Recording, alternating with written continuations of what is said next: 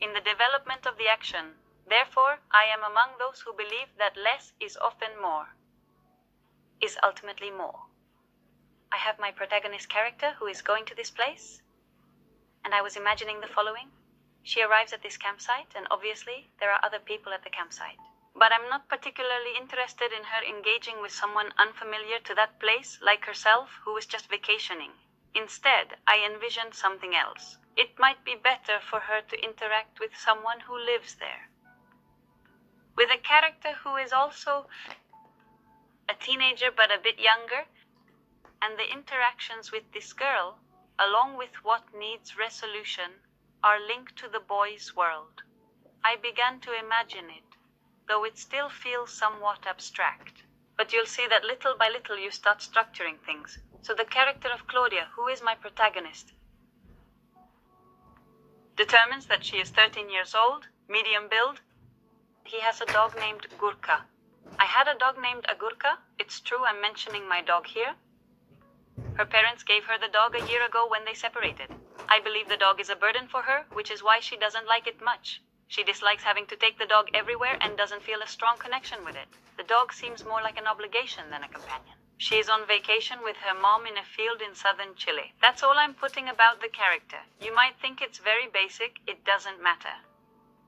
Initially, it's beneficial. Claudia's mom, 40, separated a year ago, faces challenges with Claudia's teenage years and occasionally tries to push her maturity by giving her more responsibilities. She enjoys this new stage of being separated, having new relationships, and experimenting with her freedom. This is when we talk about cliches, right? I don't have to believe that because someone separates, they are suffering, for example. Someone, separated from their husband, so they must be depressed. Not at all. She could be having a great time. At that camp, the only thing that her daughter is a bit of a bother at this stage, which is entirely natural. I think Ramon will be the character Claudia encounters. He lives there, is 11 years old, and I envisioned him as thin, almost skinny. He spends every summer at his grandmother's house next to the campsite, so while he watches people vacation, he is actually at his grandmother's house, but his grandmother works there. She is a tough and independent woman, with whom he has a good relationship. Ramon enjoys doing forbidden things. This is key to his character's nature. Now, I'm going to have Ramon's grandmother because I think Claudia will get into trouble with her. So, Isiat. The only thing that interests me about her is a very secondary character. What I want is for her to be strict. She is a diligent woman who cultivates vegetables and raises some animals, I'll say, which adds to her hard-working nature and lifestyle. But actually I talk about chickens and ducks, I imagine. I don't know how to unify that into something, but well, it is understood there.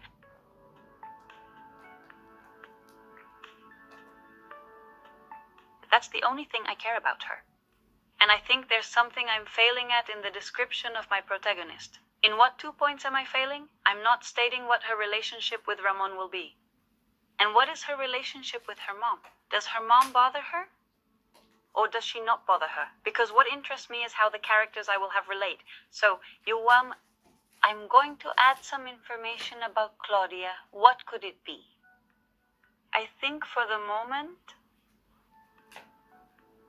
a key point is that she lacks trust in her mom, mainly because she reads too much into situations.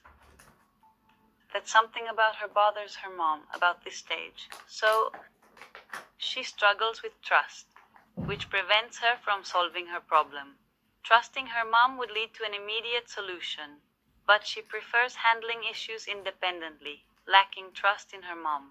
She likes Ramon, but struggles to develop an intimate bond with him. This reflects her reserved personality, as she tends not to forge such connections easily. Noticeably, there aren't many lines dedicated to each character. Yet through these limited exchanges, I am gradually constructing the film's foundation and developing its narrative structure.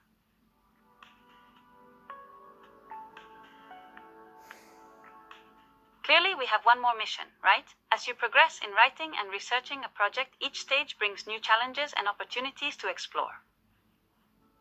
Well, your goal also moves a little further away, right? So, now our mission is also to start imagining How am I going to tell this story? What scenes are necessary to tell it? You have to think about something very important. In a short film, you have less time. Right? That's fantastic.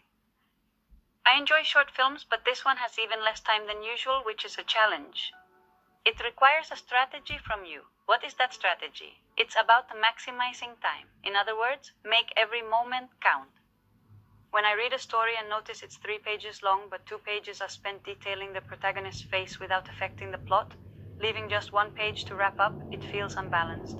The focus should be on making every part of the story meaningful and impactful. Everything that happens and it ends up as a mishmash of things, then there's a bad design, if I know I already have. Few minutes to tell my story? I won't spend 10 minutes on a character introduction. It's crucial to keep it concise. It wouldn't make any sense. I'd already be reaching the end of my short film. I'll think of a beginning that immediately serves to introduce my character and to advance the action I need to advance. I think the first thing I will have to do is have Claudia meet Ramon, because that's where the movie will start, I think. But anyway, let's not get ahead. Consider your movie, reflect on it, and we'll reconvene in the next lesson to create our initial outline. This will be the foundation for our project. The one that goes before having the essential bones for your structure to stand. Reflect on your movie and we'll meet in the next lesson. See you then.